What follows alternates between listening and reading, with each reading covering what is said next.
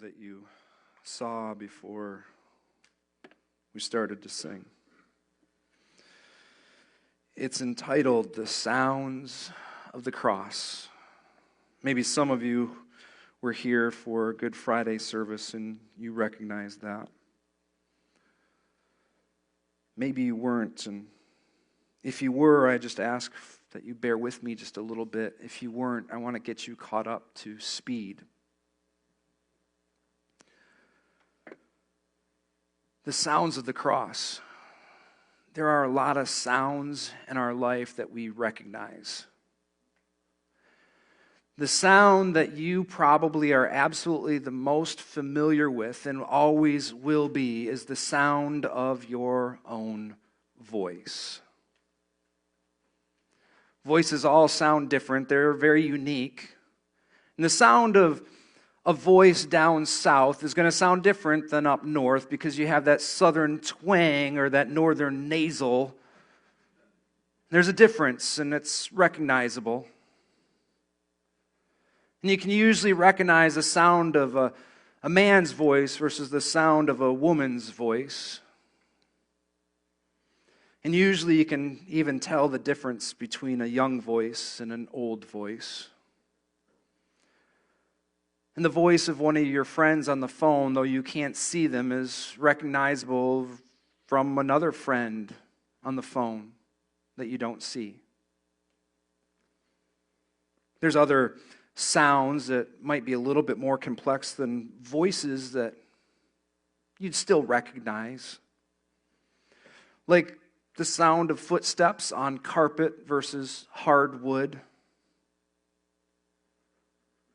Or the sounds on a polished floor of sneakers squeaking and dress shoes and high heels clicking. But what about more complex sounds than that? What about the complex sound of anger?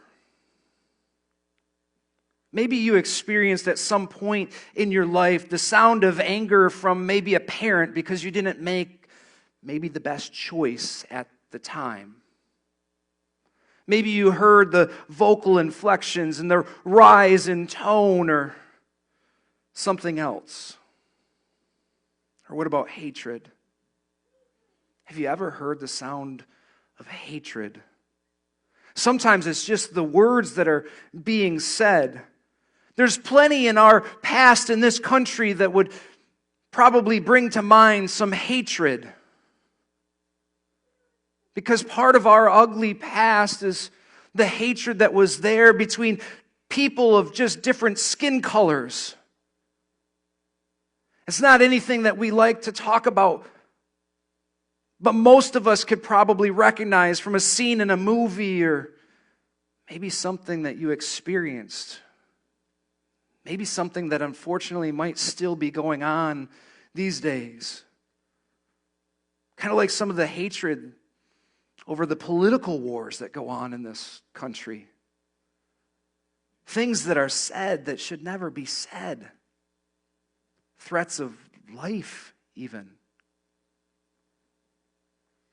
And then there's the sound of pride and self-reliance. Don't think that that wasn't you at some point, because more than likely, at some point, even in your early childhood, you probably said, "I do it." Talking back to your parent because you had to do it. You were fully capable. But let's face it, most of us have probably even said that in our adult age. And it sounded more like, "I got this. I don't need you." We've all said that at some point, probably. Maybe not those exact same words. But probably we've all said it in our own way. That's why Jesus had to come into this world. Because of pride and self-reliance. It's been there since the beginning. Man has always had issues of trying to do things his own way. Not following the design of life by the Creator that was given to us, but trying to do it our own way. Sounds like a Frank Sinatra song. The Bible's pretty clear that we all have said that, because it says all have sinned and fallen short of the glory of God. Every time we have done something that we know we probably shouldn't do, but we do it anyway because it feels good, or because we just want to do it for some reason to see how it feels, or just because we're doing it out of rebellion because we're going to spite someone, whether it's our parents or God Himself. And all those times that we do those things, they're contrary to the design that God has given us for our life. It's called sin. And if all of us have sinned, then we have to really face the fact that sin has consequences. The Bible tells us that the wages of sin is death. And that sounds kind of hopeless, doesn't it? Doesn't death sound hopeless when you really look at it? But what is the sound then of hope?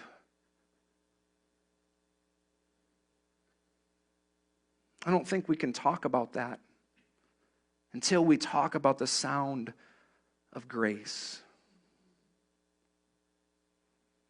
See, grace was offered to all mankind to help us with that pride and self-reliance. That grace was Jesus Christ. It was Jesus Christ who was put through that illegal trial. The trial that brought about all the false accusations against Him. The trial where He remained silent. Maybe that's the sound of grace. Jesus was nailed to the cross after the trial. After He was whipped, and probably sounds of agony and pain were coming from His mouth. And there, on the cross, He'd be nailed. Maybe the sound of grace is metal pounding metal. At least once, that was the sound of grace. And there on the cross, Jesus would then forgive people. Literally, He would not stand, He would be hung there on the cross and say, "Father, forgive them, for they don't know what they are doing." A thief, a criminal on his right and on his left, and one of them would come to clarity in mind and see that Jesus was truly an innocent man, and would confess that he was getting what he deserved. And Jesus then would show forgiveness one more time and tell him that that criminal, that prideful, self-reliant man, would be with Christ in paradise. For sure, then, grace is the sound of Christ granting forgiveness. So why? Why is all of that so important to know if I'm talking about hope? Because Ephesians 2:8 says, "For it is by grace you have been saved." Amen, but saved to what? I mean, honestly, think about it. What are you truly saved to? Because if you're saved, are you still saved back to this world? Because my goodness, this world, it's got all sorts of troubles.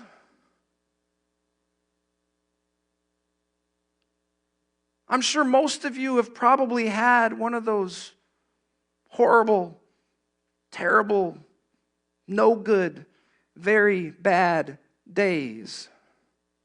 At least one. And more than likely, probably more than one. And even if you make it through those terrible, horrible, no good, very bad days, you're still saved to a life that brings about death. 1 out of 1 people will die. So saved to what is the question? You have to finish that verse, though, that I started with. For it is by grace you have been saved through faith. And this is not of yourselves. It is the gift of God. Not by works, so that no one can boast. You've been saved by grace through faith. It is the gift of God. But what then is that gift? What is the gift that God gives? It's best probably clarified in Romans chapter 6. For the wages of sin is death, but the gift of God is eternal life in Christ Jesus our Lord. The gift of death no longer, and being given eternal life through Christ. Eternal life, that's the gift of God. Eternal life, something to be celebrated, something to look forward to. A new life. A different life. A life after death from this world. The kind of life that people dream about, that they try and make up in their own minds. A life that has no worries. A life that has nothing bad in it. That all things are good or new and exciting. At least, that's what we try and imagine. Even if we get the definition of good mixed up and we put our own definition of good in it.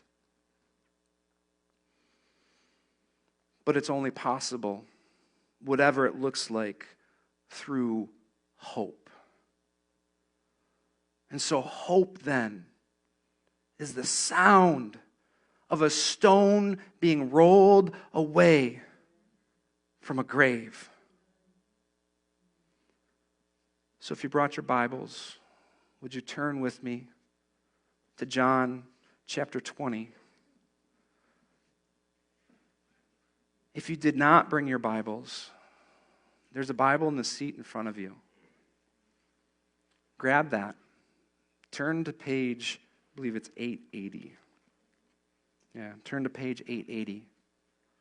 By the way, if you didn't bring a Bible and you need a Bible, the Bible in the seat in front of you is a gift to you.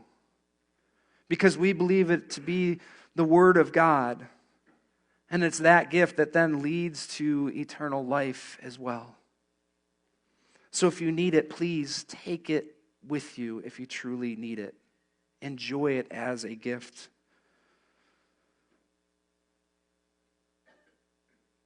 John chapter 20. Early on the first day of the week, while it was still dark, Mary Magdalene went to the tomb and saw that the stone had been removed from the entrance. So she came running to Simon Peter and the other disciples, the one Jesus loved, and said, "They have taken the Lord out of the tomb, and we don't know where they have put him." So Peter and the other disciple started for the tomb. Both were running, but the other disciple outran Peter and reached the tomb first. He bent over and looked in at the strips of linen lying there, but he did not go in. Then Simon Peter came along behind him and went straight into the tomb. He saw the strips of linen lying there, as well as the cloth that had been wrapped around Jesus' head. The cloth was still lying in its place, separate from the linen. Finally, the other disciple who had reached the tomb first also went inside. He saw and believed. They did not understand from Scripture that Jesus had to rise from the dead. Then the disciples went back to where they were staying. Now Mary stood outside the tomb crying. As she wept, she bent over to look into the tomb and saw two angels in white seated where Jesus' body had been, one at the head and the other at the foot. They asked her, "Woman, why are you crying?" "They have taken my Lord away," she said, "and I don't know where they have put him." At this time, she turned around and saw Jesus standing there, but she did not realize that it was Jesus. He asked her, "Woman, why are you crying? Who is it that you're looking for?"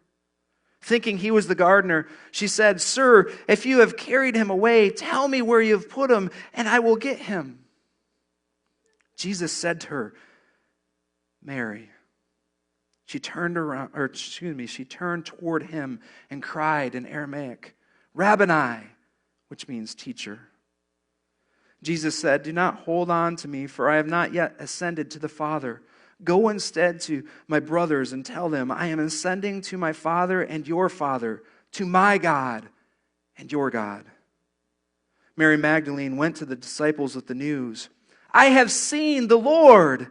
And she told them that he had said these things to her. On the evening of the first day of the week, when the disciples were together with the doors locked for fear of the Jewish leaders, Jesus came and stood among them and said, "Peace be with you."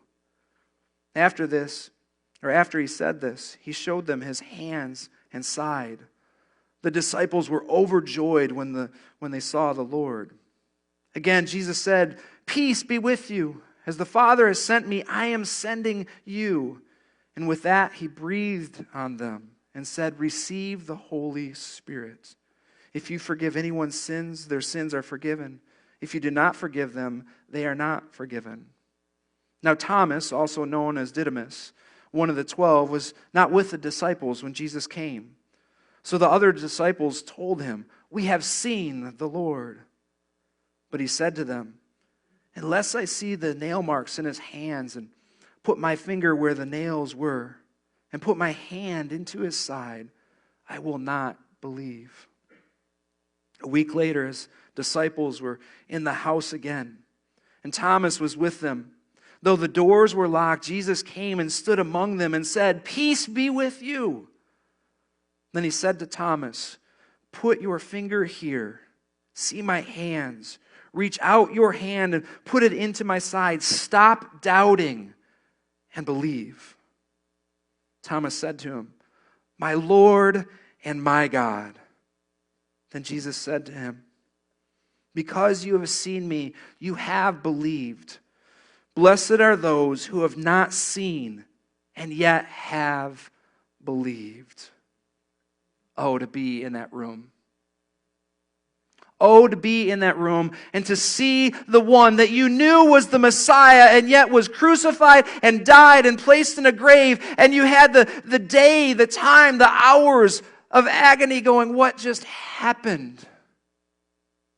And then to see him alive, full of life, right there in front of you. Oh, to see him face to face like that. It would make this a whole lot easier, wouldn't it? Because we're kind of those type of people that would say something like, "I'm not going to believe it until I see it with my own eyes." We've all had those moments, haven't we? I remember my first moment that I can recall of not believing something. and needing to see it with my own eyes. As a little boy, my family was taking us camping up to Sault Ste. Marie. And they told me about these giant boats. I'd only ever seen a rowboat. They told me about these giant boats that were thousands of pounds and tons. Some of them were called 1,000-footers, and somehow they floated and carried things across the water. And quite honestly, I didn't believe it because something that heavy would have to sink. I knew what a rock would do in water. We go and we set up camp, and we get up to the lock, the Soo Locks, and we're up on an observation platform, and my dad's hurrying me along, and he's like, "Look!" And I look, and all I see is something that looks like a building. And then there is this horn that sounded, and that building began to move off to the side. And I stood there in awe, watching that building move and float away. A ship, a boat, heavier than any man could pick up. There it was. I saw it with my own eyes. Made it a whole lot more believable.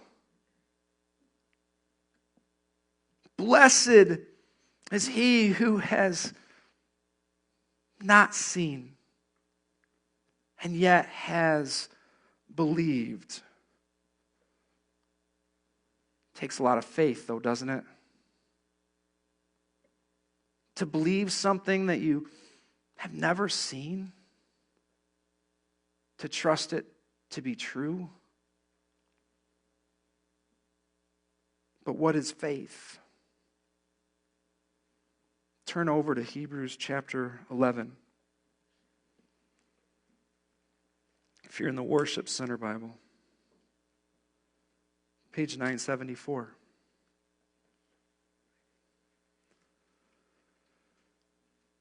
Now, faith is confidence in what we hope for. There's that word hope. An assurance about what we do not see. This is what the ancients were commended for.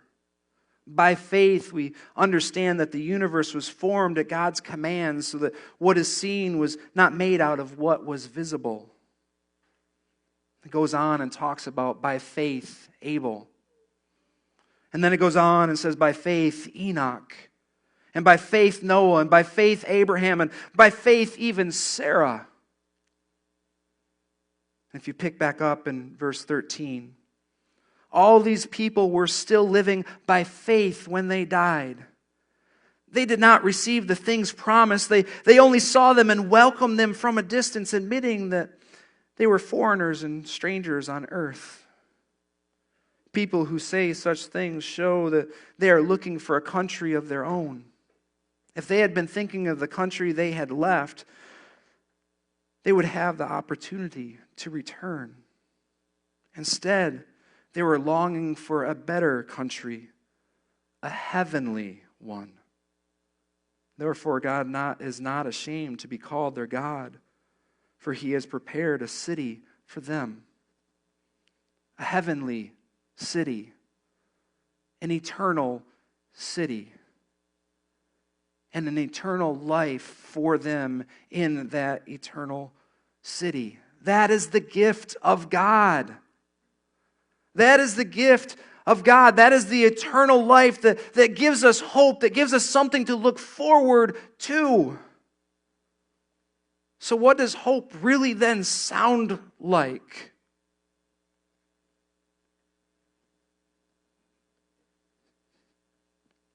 Hope sounds like a confession of faith that receives the gift of eternal life.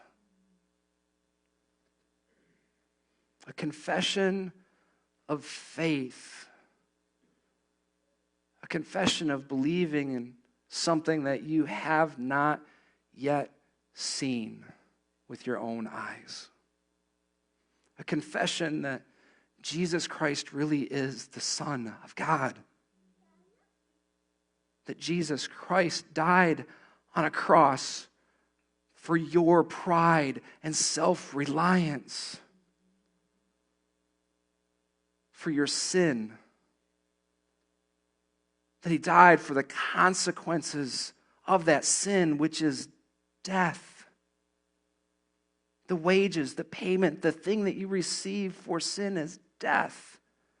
But the gift of God is eternal life. A confession that he died sinlessly, innocently, perfectly. A confession that it's only by his blood that you can be made whole, that you can be given forgiveness for all of that pride and self-reliance, so that you don't have to feel death, but you will feel life, that you'll be given then new life. That is hope then, my friends. A confession of faith in Christ and Christ alone. So my question is simple. Can you make the sound of hope? Can you make a confession of faith in Jesus Christ? Though we don't see him here face to face, we don't have the privilege of hearing him say, "Peace be with you."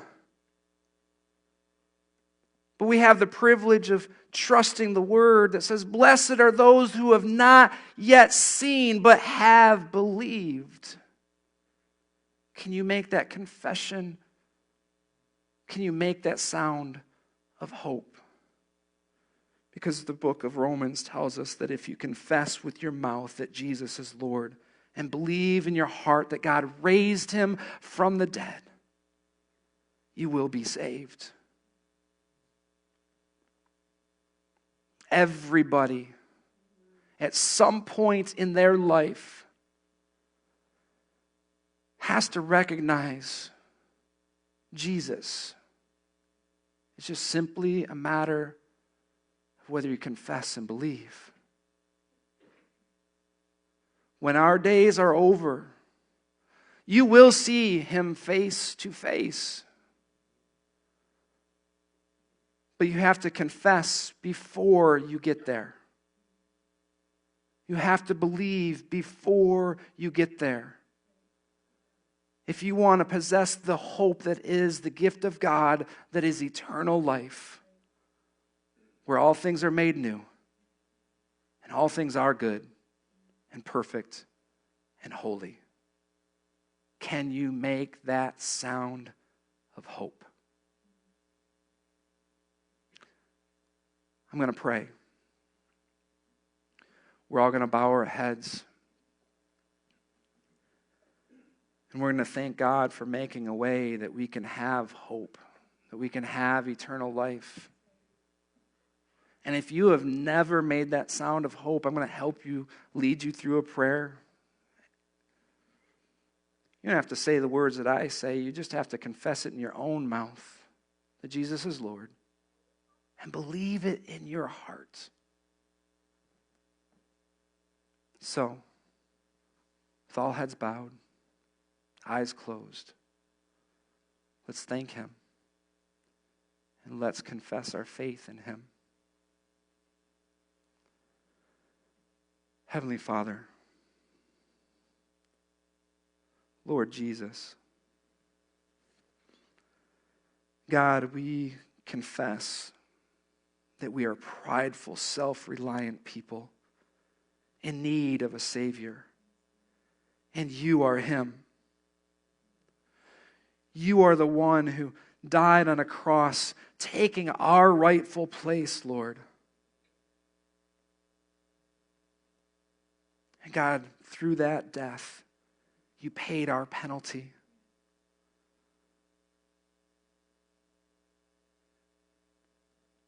God, I pray that you would help our unbelief, that we would believe that you truly were raised from the dead, that this would not be a fake celebration, but a joyous celebration now and always within our heart, that we worship a true living God who is raised from the grave, giving us then hope. And God, then thank you for the gift that you give, the gift that is your presence in our life, the gift that is the Holy Spirit that will lead us and guide us and help us and will sanctify us.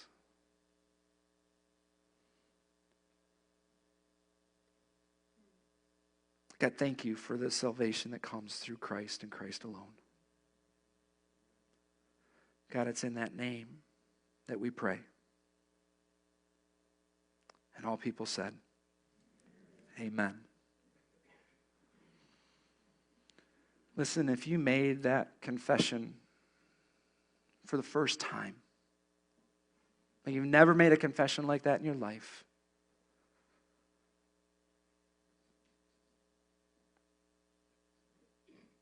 I'm going to ask you to do something really bold. Just raise your hand. If you made that confession, just raise your hand saying, Jesus is Lord of my life. And it's the first I've admitted it.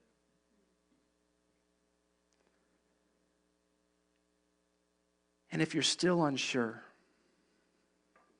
I will be praying for you. And I will stay here as long as it's needed if you have questions after service. Because it's just that important. Because there will be a day when we will all see him face to face. It's a matter of, do you have the hope now for the eternal truth then? Worship team, would you come back up?